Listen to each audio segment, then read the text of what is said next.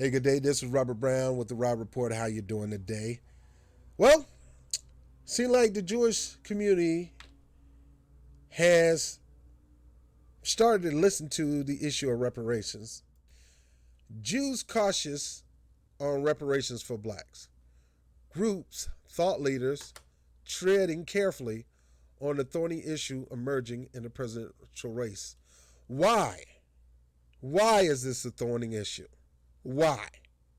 You know, black people did not complain when they took our tax money to pay for Jews for reparation in the United States, and at the same time worldwide. We didn't think nothing when it came to the Japanese in internment camps. I'm quite sure our government will probably push hard for reparations for these kids that are in the detention centers or whatever you want to call concentration camps. Oh, you said concentration camp. Shame on you. Fool, go look up the word concentration camp in Webster. It has nothing to do with Jews in the Holocaust. Now, they were put in concentration camp, but there were concentration camps before the Holocaust.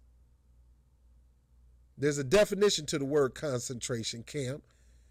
It's a political prison or a place heavily armed place for political leaders, religious leaders, and people of different ethnic groups to be put under the control of armed guard. Go look it up on Webster. Anyway, Stephen Lippmann wrote this article on June 26, 2019, 9:19 a.m. One of the hottest and thorniest. Why is it a thorn? Issues to emerge in the early stage of the 2020 presidential election. This was an issue before the election. Steve Lippmann. Is reparations, payments to the descendants of slaves. It seems to have an obvious Jewish connection. Jewish faith, repeated reminders in the Torah that Jews were slaves in Egypt. And Jewish faith, post-Holocaust reparation, made the German government would point to a natural affinity between Jews and blacks on this topic. Now let's get this.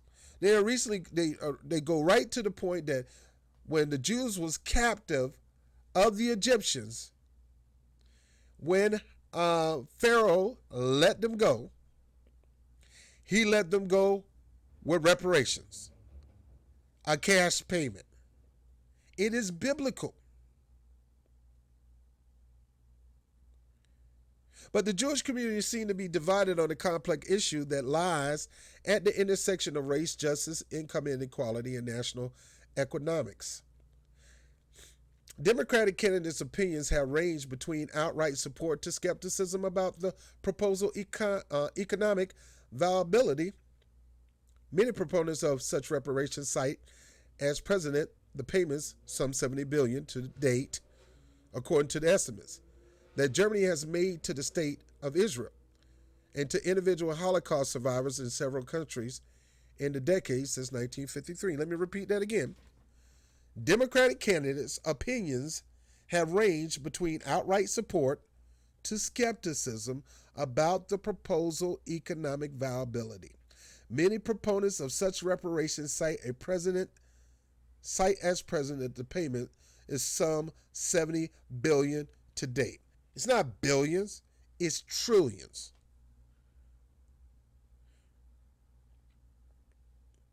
$70 billion to date, according to estimates that Germany has made to the state of Israel.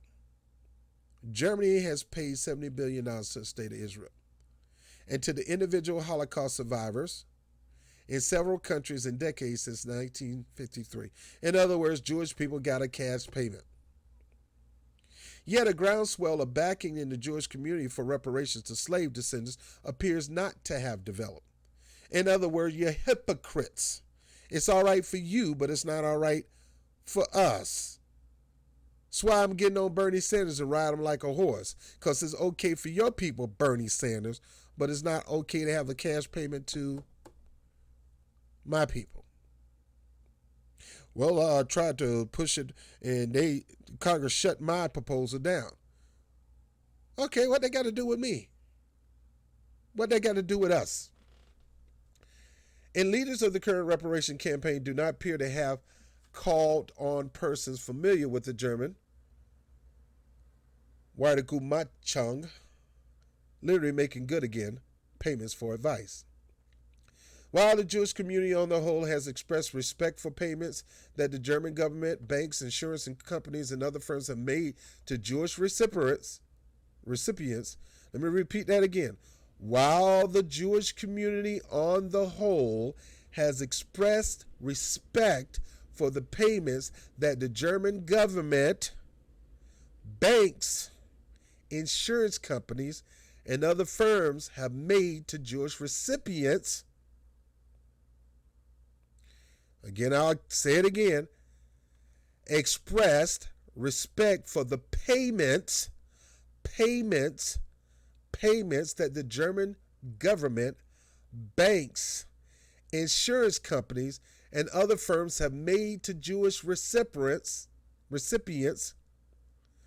sometimes after intense public pressure, prominent Jewish organizations and thought leaders are treading careful on the subject of reparations for African Americans as they have on related social issues like affirmative action.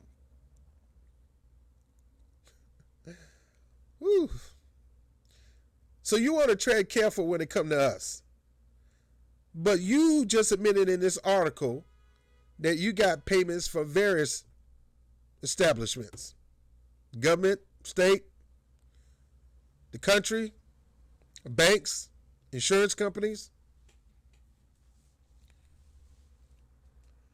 During the start of this election cycle, the national conversation on this topic was spurred by a number of factors. A call for reparation made by long shot Democrat and Jewish candidate Marianne Williamson.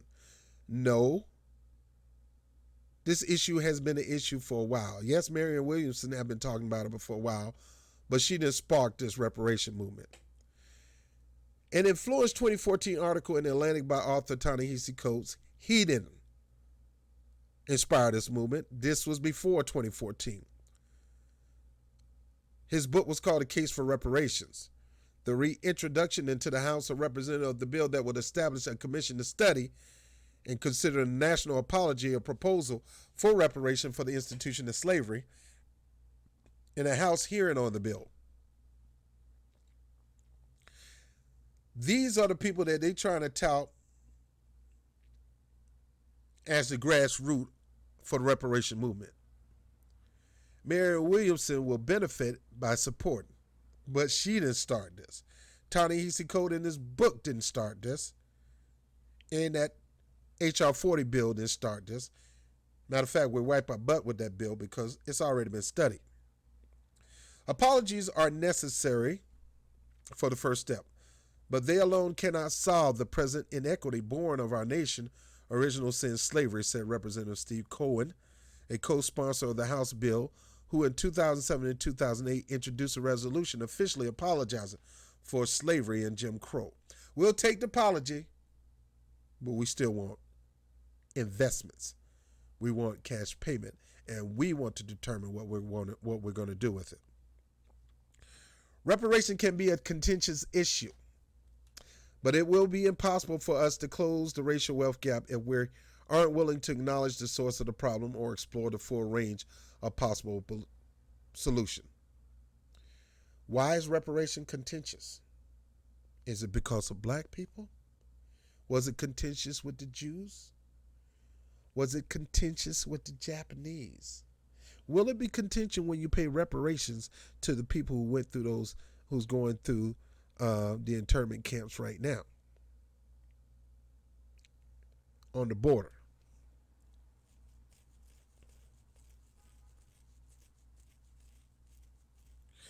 Problems raised by opponents of a wide-scale reparation include the difficulties of determining who is a descendant from slave, as well as financial burden of the U.S. treaty of a multi-billion-dollar payment.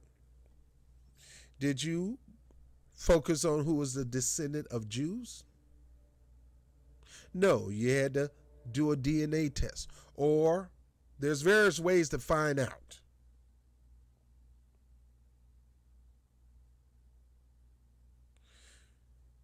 The federal government knows who is a descendant of slaves and their lineage. They know this. But I tell people, don't wait on the federal government to do anything about it. You go ahead and do it yourself. But let's keep going. These aren't simply technical issues. These are fundamental practical issues that I deem likely to be insurmountable, said Kenneth Feinberg. Feinberg. Sounds like a Jewish name. An attorney specializing in mediation and alternative dispute resolution, who served as special master of the U.S. government September 11 Victim Compensation Fund. How do you prove eligibility, so they say? How do you calculate the amount of award? Feinberg asked. He said he favors some sort of social program, public policies designed to give a special boost to African American in the community. Let me tell you something, brother Feinberg. You don't determine none of this. We know how to prove eligibility. We already calculated the amount of money. And we don't want just some sort of social programming. We want investments in our hands where we can start building for ourselves. You got all that money in your hand when you crack backs of slaves to pick cotton, tobacco, tomatoes, and you name it. On the other hand, several prominent rabbis have supported reparations in sermons and essays. Rabbi Sharon Bross, founder of the Los Angeles-based ICAR congregation, wrote in the Los Angeles Times that paying reparations to African Americans would not heal generations of trauma, nor would it erase systemic racial injustices, but it would offer some financial redress. Most significantly, it would start a reckoning that our country desperately needs. That's coming from a rabbi. Rabbi Shmuley Yanklowitz, founder of the Uri El-Zadek Social Justice Organization, wrote in an online essay that in Jewish religion and philosophical thought, there is a frame that addressed the concept of not being excused from past debts. Reparations are not punitive, they're restorative. And Rabbi Ari Bernstein, educational consultant for the Jewish Council on Urban Affairs, wrote in an online essay, The Torah Case for Reparations, that the concept of reparation is remarkably basic and intuitive. When you steal, you must make restitution. Coming from a rabbi. Several Jewish supporters of reparation pointed to the Egyptian riches that the departing Hebrew slaves received when their exodus from the land of slavery began. The Torah prohibited against sending away slaves empty-handed, and the obligation to make financial restitution that Maimonides list as a requirement for repentance. Stuart Eisenstadt, who negotiated major agreements with Switzerland, Germany, Austria, France, and other European countries on restitution of property and payments for slaves and forced laborers, said it is a mistake to conflate World War II reparations to the proposed payment of slave descendants. The difference between the two cases, he told the Jewish Week, is that we have difficulty establishing the lineage of contemporary African Americans to a particular slave who lived in the South in the 19th century, while the recipients of German reparation were actually alive in the decade after World War II. Now, that position was echoed by Thane Rosenbaum, an attorney and author who is the son of a Holocaust survivor who received reparation payments. Might Jewish reluctantly to fully support for reparation payment to African Americans harm relationship between the two minority communities? Why would it harm? You got yours, we deserve ours. You want to stand in the way? Yes, it's going to harm. It'll be better for you to join us and support us, but to get in our way, it's going to be a problem because we are not stopping. Rosenbaum said that ship has sailed. In other words, black-Jewish relationship have become increasingly frayed since the high point of wide Jewish support for the Civil Rights Movement in the 1950s and 1960s. The Anti-Defamation League has taken no official position on reparations.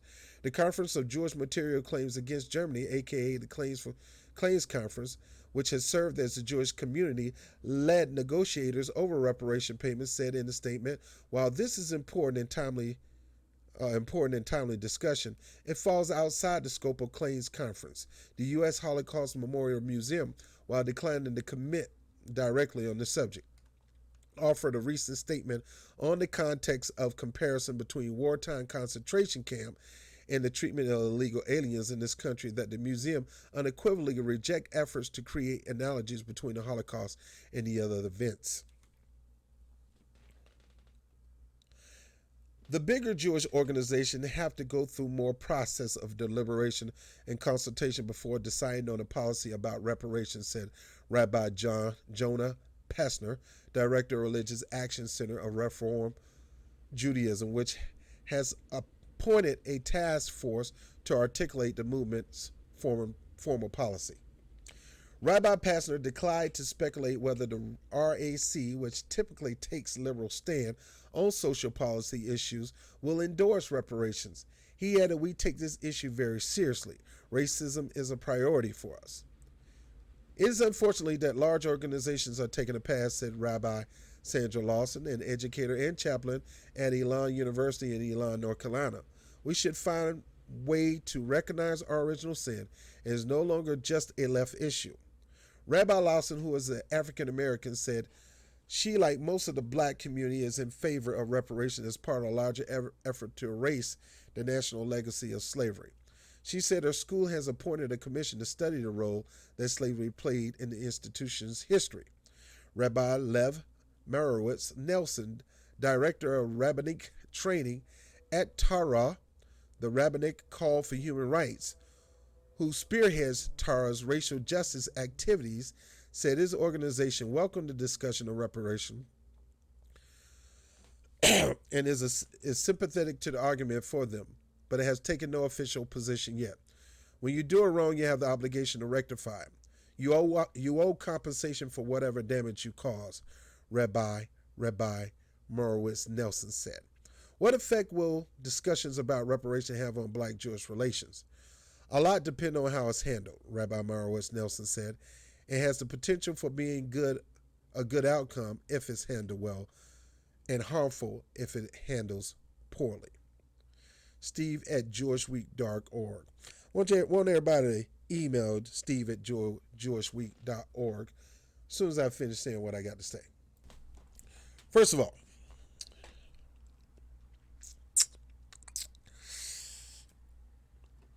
we're not asking anybody permission.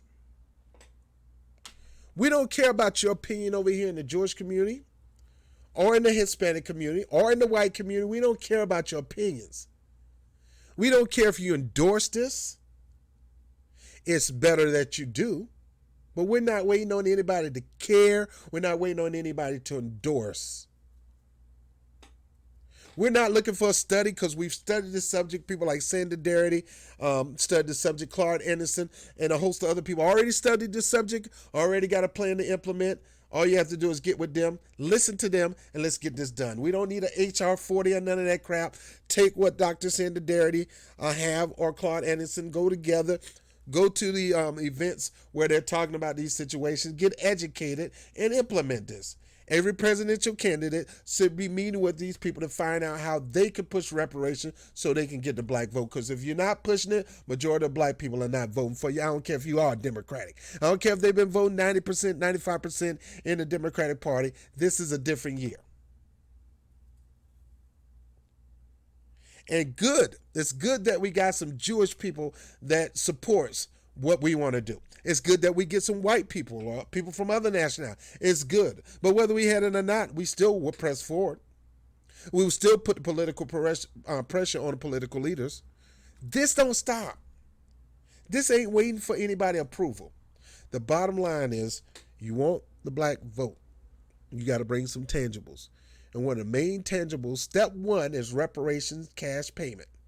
And if you're saying that you don't support reparations and cash payment, you can forget about the black vote.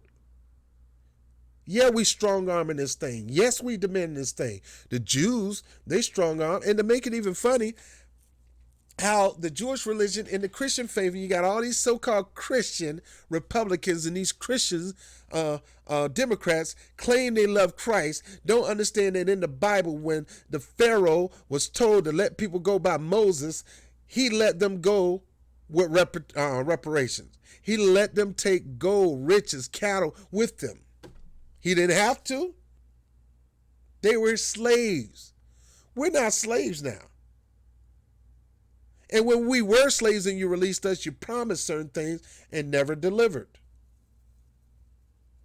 So now we have to continue to push forth the things that we were promised, never got. If the children of Israel can leave with gold and silver, I mean, they carry this stuff on mules, on cattle, on their back, 40 days, 40 nights through a desert. It was all right for Moses and his people and God. To you so-called Democrats, to you so-called Republicans who are Christians, you got to support it because it's the right Christian thing to do. In the Bible always talked about when somebody steals from you, God will return it sevenfold. There's a demand, and we're demanding. So for every one of you Christian politicians who don't support reparations, laugh at reparations, say stupid stuff like Mitch McConnell better not ever go in a black neighborhood because they're going to beat him down. Talking about we gave you reparation when we elected Obama as the first black president. Well, number one, you didn't elect him. And what that got to do with reparations? He don't represent us. He may be black, but he never lived the black experience until he got in Congress. And y'all started blocking him. I'm done with this, man. The Jewish people, look, Jewish people, if you're a Jew out there, if you support, thank you. If you don't support, I don't care. We're still doing this thing. We're not asking your approval. We're not asking white America approval. We're not asking anybody approval. We're doing this. Reparations is old. Starting with a cash payment. We can go on to other things after that, but starting with a cash payment. And what's old is not in the billions, it's in the trillions. And two things I always say. We're not asking you, person watching me, to pay for this. The government got stacks of money, and most of it is our reparation money from back when it was supposed to be 40 acres and a mule that were promised to us. The federal government can do trillions of dollars on a foreign fake war or to start a war, or to build up defense. If they could do that, if they could give Trump a blank check, $70 billion toward the military, or $7 trillion to the military, why you can't give that to American descendants of slaves? They got the money. I'm not asking you individually for the money. The government owes it to the black community, and the government is going to continue to be pushed on and pressed on until they pay it. Hey, this is Robert Brown with the Raw Report. I want to thank you for watching this particular segment of the Raw Report. Now, before you go, make sure you smash that like button, make sure you subscribe, and make sure you share this particular video. Hit the notification bell. That way you can be alerted whenever we get a new video done and uploaded. Whoop, there it is. But I do try to offer programs available to you that will save you money. So when you get a chance, go to the EJ for All, E, letter J, number 4, all.com, and get educated on one of the most powerful legal protection programs on the face of this planet. Everybody at least need to know about this phenomenal program. I've been a member for 10 years and it got me out of a lot of situations, saved me a ton of money. And then also, I have a new streaming service available. It's called IXQ TV for $39 a month. You get access to over 6,000 high-quality HD channels, premium channels, you name it, movie channels, sports channel, the best sport packages around. If you're international from another country, you get access to the channels back home. You name it, kids, entertainment, you name it, it's available for you. So go to DominionIXQTV.com, DominionIXQTV.com, and hey, go ahead and put your information in there and get the free trial. Yep, we'll send you a free trial, let you try it out, and I'm telling you, you will love it. And we have a refer for, pay no more ever. As long as you got those 4 people using the service, you never have to pay a cable bill another day in your life. And all those people who support either of those 2 services, I'm going to make sure you have access to the Patreon channel for free. All right, well, I'm Robert Brown with the Raw Report. Holla at you later. Peace.